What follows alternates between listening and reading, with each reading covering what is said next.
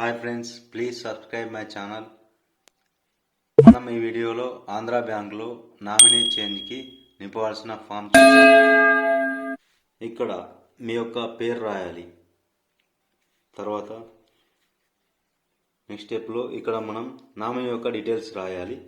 ఇక్కడ నామినీ యొక్క పేరు, తర్వాత వారి యొక్క డేట్ ఆఫ్ బర్త్, తర్వాత మీకు ఏమవుతారు అనేది అది ఇక్కడ రాయాలి.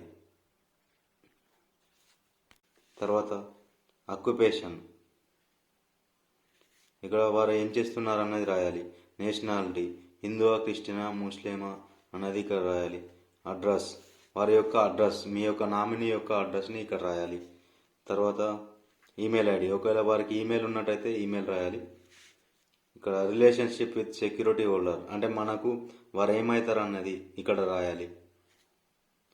అంటే అకౌంట్ హోల్డర్కు వారు ఏమవుతారు, నామినీ వారు, అదన్నది ఇక్కడ రాయాలి.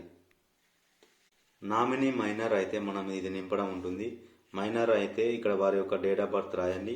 తర్వాత వాళ్ళు ఎప్పటికీ మేజర్ అవుతారు అనే డేటు ఇక్కడ వేయాలి. అంటే ఏ డేట్ వరకు వాళ్ళు మేజర్గా అవుతారు అనేది ఇక్కడ రాయాలి.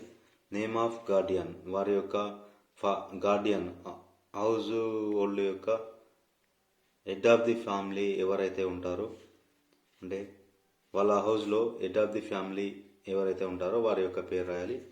ఇక్కడ వారి యొక్క అడ్రస్ కూడా రాయాలి. హెడ్ ఆఫ్ ది ఫ్యామిలీ యొక్క అడ్రస్ రాయాలి.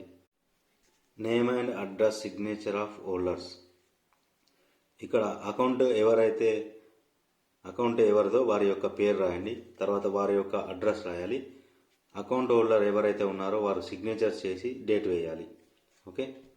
Name, address and signature of 2 witnesses.